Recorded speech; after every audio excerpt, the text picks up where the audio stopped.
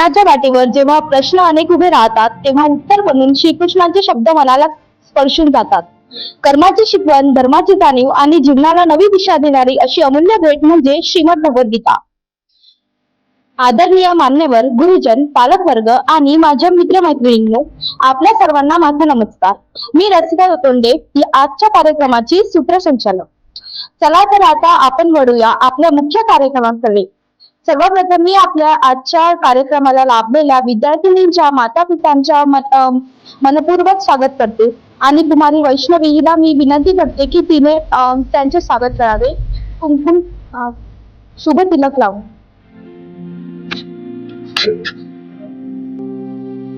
नमस्कार, माझे नाव राशी कपणे. मी इयत्ता 10वी मध्ये शिकत आहे. भगवद्गीता हा भारतीय संस्कृतीचा अमूल्य ठेवा आहे. महाभारताच्या युद्धावरील भगवान श्रीकृष्णाने अर्जुनाला दिलेला दिव्य उपदेश म्हणजे भगवद्गीता. ह्या गीतेत 18 अध्याय आणि 700 श्लोक आहेत. भगवद्गीता आपल्याला चांगली शिकवण देते. ह्यात आपल्याला सत्य, आत्मविश्वास, धैर्यपणे निस्वार्थ कर्म करण्याची शिकवण देते. संकट कितीही आली तरी त्याच्या ठामपणे समोर जायची शिकवण देते. विद्यार्थी म्हणून आपल्याला भगवद्गीतेतील काही गुण अंगीकरण करायचे आहे, त्यामुळे आपण चांगले व्यक्ती, विद्यार्थी असे बनू शकतो. धन्यवाद. यश एका दिवसात मिळत नाही, पण एका दिवसापासून सुरू केलेली मेहनत नक्कीच यश मिळवून देते.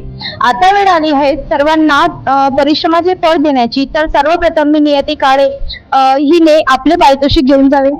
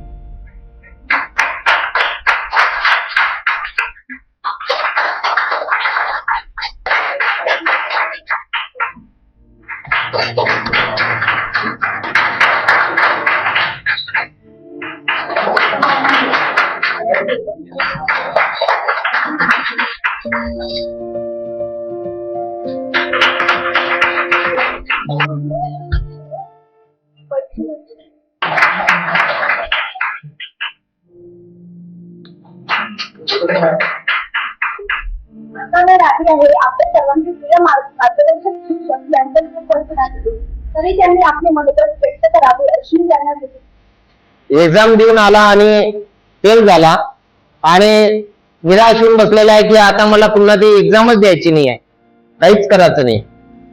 त्यावेळी त्याच्या आजोबांनी त्याला सांगितलं की बेटा असं होत नसते. श्रीकृष्णाने सुद्धा अर्जुनाचं असंच मार्गदर्शन केलेलं होतं. पुन्हा पुन्हा पुन्हा पुन्हा प्रयत्न करतच मनुष्य शिकत असतो. त्या मुलाने ते शब्द ऐकले आणि परीक्षा दिली.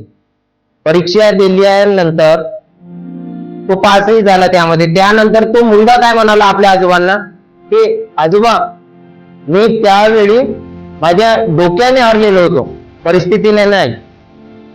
समजून आले या 2 शब्दातच अर्थ आहे पुऱ्या कथेचं. डोक्याने हरणे आणि खऱ्या परिस्थितीने हरणे. जो आपल्या आतमधून हरून जातो की नाही मला जमणारच नाहीये, काहीच होणार नाहीये, तो खरंच काही करू शकत नाही. मी 100 वेळा तुम्हाला सांगितलं शिकवत असताना, कोणीच काही करू शकत नाही आणि कोणाकडूनच काही होत नाही. हे आपल्या स्वतःला सांगायचं, दुसऱ्याला नाही सांगायचं. आपल्या स्वतःला सांगा, कोणीच काही करू शकत नाही आणि कोणाकडूनच काही होणार नाही आहे आणि मलाही काही होऊ शकत नाही, कारण की आत्मा अमर आहे. तुम्हाला मी शिकवलेलं आहे की तुमच्या आतमध्ये आहे बसलेलं श्रीमद भगवद्गीता तुमच्या माइंड मध्ये फिट आहे, पण तुमच्या भयाने त्यावर एक प्रश्न आलेला होता की ज्ञान कशाने आच्छादल्या जातं, कशाने आच्छादल्या जातं, कशाने आपलं ज्ञान झाकून ठेवलं जातं, जो बाहेर येऊ शकत नाही. कशाने आच्छादलं जातं ज्ञान? भयाने. आपल्या मनामध्ये जी भीती असते, एखादा मुलगा तुम्ही पाठांतर करता तेव्हा सर्व पाठांतर झालं, इथं आले विसरले. काय तर 4-5 विद्यार्थी आहे आणि आपल्या समोर काय आहे तर आपल्या ओळखीचेच लोक बसलेले आहेत. मी आज जाणून प्रत्येक वेळेस मुलांच्या वडिलांना बोलवत होतो. पण यावेळेस मी जाणून ठरवलेलं होतं की मला यावेळेस आईंना बोलवायचं आहे. कारण की सर्वात जास्त मुलीने काही पण केलं आता त्यांना समजणार, मुलीकडून चांगली वर्तणूक झाली की वाईट वर्तणूक झाली, सर्वात पहिले त्याचा आरोप कोणावर लावला जाणार? आईकडेच बघितलं जाते. आईने शिकवलेलं आहे म्हणते. आणि मुलाने सुद्धा असं केलं तर सर्वात पहिले तो कोणाकडे जातो? आईकडेच जाणार. आणि जेवढं आपल्या लेकरांच्या बद्दल आई समजून घेते, वडिलांना तेवढं फारसं समजत नाही. हे सत्य आहे. तुम्ही एखादी गोष्ट घेऊन मागा, वडील पटकन घेऊन देणार तुम्हाला. आई थोडीशी शहानिशा करते त्यावर. कशाला पाहिजे, कोणतं काम आहे, कितीचे होणार, काय होणार, ती निवड तुम्हाला सांभाळत नसते तर ते पूर्ण घर सांभाळत असते, फक्त दिसून येत नाही. त्याचप्रमाणे हे संपूर्ण सृष्टी कोणीतरी सांभाळत आहे. इथं हवा चालल्याशिवाय पानं हलत नाही. तर हे जग तसंच चालून राहिलं काय? सगळ्यात अगोदर तर तुमच्या मनामध्ये आपल्या देवी देवतांच्या विषयी असलेला जो हीन भाव आहे तो बाजूला काढा, की ते आहे की नाही. मी एक प्रश्न विचारला की आपल्या जन्मापासून तर मृत्यूपर्यंत सगळ्यात आनंदाचा क्षण कोणता असू शकते? सर्वात आनंदाचा क्षण. आता काही विद्यार्थी प्रश्न उत्तर देतात, सर लग्नाचा दिवस. लग्नाच्या दिवशी तो आनंदी असूच शकत नाही, राहतच नाही, खुशच राहत नाही. ना ते मुलगी खुश असते ना तो मुलगा खुश असते, दोन्ही डिप्रेशन मध्ये असतात. ते काय होणार काय नाही, डिप्रेशनच आहे ना. ते घाबरलेले असतात, फक्त चेहऱ्यावरून स्माइल दिसते, पण आतमध्ये ते पण मनापासून खुश केव्हा होणार? केव्हा होतो आपण? सांगा एखादी कंडिशन सांगा मला. एकही क्षण तुम्हाला जीवनामध्ये असा मिळणार नाही मृत्यूपर्यंत. हा, जेव्हा आई किंवा वडील आपण बनवून असतो तेव्हा सर्वात आनंदाचा क्षण असते आपल्या लेकरांनी. सर्वात तोही एवढा नसते, तो 90% असते. आपल्या लेकरांनी काहीतरी मोठं नाव केलेलं आहे. सर्वात जास्त आनंदाचा क्षण आपल्या लेकराला काहीतरी वाईट झालेलं आहे, काही त्याच्यासोबत वाईट घटना घडलेली आहे, सर्वात जास्त दुःखाचा क्षण आई वडिलांसाठी असते. पण या फॅमिली, कुटुंब, परिवार, समाज याच्या बाहेर स्वतःला काढून जर विचार केला, माझ्यासाठी सर्वात आनंदाचा क्षण कोणता असणार? ज्यावेळी मला हे समजून जाणार की माझा जन्म हा फालतू मध्ये झालेला नाहीये, काहीतरी चांगला उद्देश घेऊन मी इथं आलेला आहो. मला आई वडिलांच्या आज्ञेचे पालन करायचे, मला माझ्या गुरुजनांच्या आज्ञेचे पालन करायचे, मला माझ्यामध्ये काय वाईट आहे त्याला शोधायचं आहे. वाईट म्हणजे जे बाहेरून दिसणारी गोष्टच वाईट असं नसते. सकाळी तुम्ही लेट उठत असाल तर ती वाईटच गोष्ट आहे.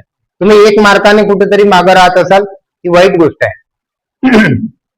चला यावर्षी काय शिकवलं ते सोडा. बघा तुमच्या डोक्यामध्ये फिट आहे, तुमच्या मेंदूला आम्ही ओळखतो की नाही ओळखत. आमच्याकडे कसं होते, जसं की आई वडील इशाऱ्यामध्ये, एखादी आई सांगते आपल्या लेकराला कुठेतरी धिंगा मस्ती करून आलेले, लागती बाई इशारा करणार, कर नको कर नको. आता ते सहसा लक्षात येत नाही. जेव्हापर्यंत 2-4 धपाटे आपल्याला बसत नाही मग आपण डोळ्यालाच दबतो. दबता ना, बरोबर आहे. तसंच आता बघा, आता पुढची लाईन तुम्हाला म्हणायची आहे. काय होतं ते? वर्षो तक वन में घूम घूम धूप घाम पानी पत्थर सौभाग्य न सब दिन सोता है. मग हे तुमच्या मेंदूमध्ये पहिलेच बसलेलं आहे. म्हणून पुन्हा पुन्हा एक लाईन आपल्या डोक्यामध्ये वाजू द्यायची. सौभाग्य न सब दिन सोता है. आपल्या जीवनात नेहमीसाठीच अंधकार राहणार नाही. नेहमीच आपल्या जीवनामध्ये ह्या दुःख राहणार नाहीये, आणि हे अपयश जे आहे ते नेहमीसाठी राहणार नाहीये. सौभाग्य न सब दिन सोता है, देखिए आगे क्या होता है. बघायचं आहे पुढे काय होते. भगवद्गीता म्हणजे निवड 2 गटांमध्ये होत असलेला युद्ध नाही, तर आपल्या 2 मनांमध्ये होणारा युद्ध आहे. निगेटिव्ह आणि पॉझिटिव्ह, आपले चांगल्या आणि वाईट विचारांमधला युद्ध आहे. त्याला सांभाळता आला पाहिजे. ध्यान करायला सांगितलेलं होतं सकाळी सकाळी. आमचे विद्यार्थी, मी तुम्हाला सांगत आहे, आमचे हे जे विद्यार्थी आहे यांना कोणी बाहेरच्या व्यक्तीनं असं बसून दाखवून द्यावं 2 तासापर्यंत की हे तोंडातून एक शब्दही नाही काढणार. ते बसलेले आहे, ते आलेले आहे, शिकलेले आहे. याचं मूळ कारण काय आहे? ते विद्यार्थी नाही आहे. मूळ कारण आहे हे त्या ज्याही झाडाचे फळ असेल तो झाड त्याला कारणीभूत आहे. म्हणजे आई वडील या लेकरांचे कुठं ना कुठं त्यांच्यामध्ये ते अंश असतो. आई वडिलांची चांगली वागणूक असते. त्या तिकडे बसलेली आहे ती रोशनी, लाजून राहिलेली आहे. तिला ओळखतही असाल तुम्ही. कुठं ना कुठं ते गुण असेल समजून घेण्याचं. ज्ञान हा कोण्या जाती धर्माच्या बंधनामध्ये बांधला जात नसतो. कुठून तरी चांगलं शिकायला मिळून राहिला ना तर त्याला शिकून घ्यायचं. हेच भगवद्गीता आहे. दरवर्षी आम्ही ही भगवद्गीतेची परीक्षा घेतो, सांगतो. यामध्ये कोणी जर माघार आलेला असेल, मागं सुटलेला असेल तर त्यांना हार मानायची नाही. पुढच्या वर्षी पुन्हा तयार व्हायचं. अजून एक गोष्ट सांगतो, ज्या मुलींचे नंबर आलेले दिसून राहिलेले आहे त्या मुली अगोदर त्यामध्ये तेवढ्या वेळात फेलही झालेली आहेत. आहे ना नियती? आमची नियती 5व्या वर्गापासून आलेली होती. 5व्या वर्गापासून आली, बोलत होती. तिचं चटरपटर बोलणं चालू राहत होतं. आम्हाला असं वाटे, माझी आई पण म्हणे ती मुलगी खूप बोलते रे म्हणे, इकडे आवाज येते. आई हुशार पण आहे. मग आता त्या अगोदर परीक्षा दिली, गेल्या वर्षी परीक्षा दिली, फेल झाली. फेल झाल्यावर त्या मुलीनं त्या गोष्टीचा पिक्चर सोडला नाही. बघता बघता ते 36 मार्क्स आहे, तिला 36 मार्क आहे. पहिला नंबर आलेला रिद्धीचे मार्क्स आहे 49. सेकंड नंबर आलेल्या खुशीचे मार्क्स आहे 47 आहे ना, 47. आणि 47 पासून 36 पर्यंत 11 मार्काची गॅप आहे. 11 मार्काची गॅप आहे. ते मनातली गॅप कोणालाही कव्हर करता आली असती, करून घ्यायला लागत होती कव्हर. कुठं अटकलं काम? आपण कोणाचे हात पकडून ठेवलेले नव्हते. असंच तुम्हाला जीवनामध्ये कोण पकडून ठेवलेलं आहे, कोण अडवलेलं आहे तुमचे कलागुण बाहेर काढण्यासाठी. म्हणून भविष्यातही सुधार करा. पुढच्या वेळेस तयार राहा. मागे पाय घेऊ नका, कोणाला घाबरू नका. कोणी काहीच करू शकत नाही. आणि जास्तीत जास्त होणार काय आहे? काय करून घेणार? आणि जेव्हा काही ना काही होणार तेव्हा बघू, देखिए आगे क्या होता है ना. म्हणून टेन्शनच घ्यायचं नाही. फक्त तुमच्या अभ्यासावर लक्ष द्या, तुमची प्रगती करा, आई वडिलांचं नाव मोठं करा. आणि तुम्ही वेळेतला वेळ काढून आले इथपर्यंत, कारण की मला माहित आहे वडिलांना एक वेळेला सूट मिळून जाते, पण आता संध्याकाळ होत आलेली आहे. बाईच्या जातीला अजिबात वेळ मिळत नाही. कारण की मी माझ्या आईवरून ओळखतो. बारीक चुरीक खूप काही कामं असतात आणि तेवढ्या याच्यात तुमची गळंती घडवत असते. तर नेहमी आपल्या आईचे ऋणी राहा. उपकार समजा आपल्यावर. तुमची पहिली गुरु तुमची आईच असते, हे मी पण मान्य करतो. पण त्या गुरुच्या समोर आपल्याला कधीतरी आपली मान खाली जाऊ नये. नेहमी आपण तिची मान उंचावलेली पाहिजे. तिची आपल्यामुळे तिला कुठेतरी अभिमान वाटला पाहिजे, ह्याच टाईपची आपली वागणूक असावी. नाहीतर मग काहीच कामाची गोष्ट नाही. जीवन कोणत्याच कामाचं राहणार नाही.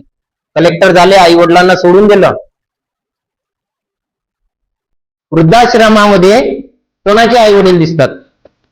शेतकऱ्याचे नाही दिसत. गावात असलेल्या कोणत्याच व्यक्तीचे आई वडील वृद्धाश्रमात नाही दिसतात आपल्याला. कुठे ना कुठे जास्त एज्युकेटेड असलेल्या लोकांचे दिसतात.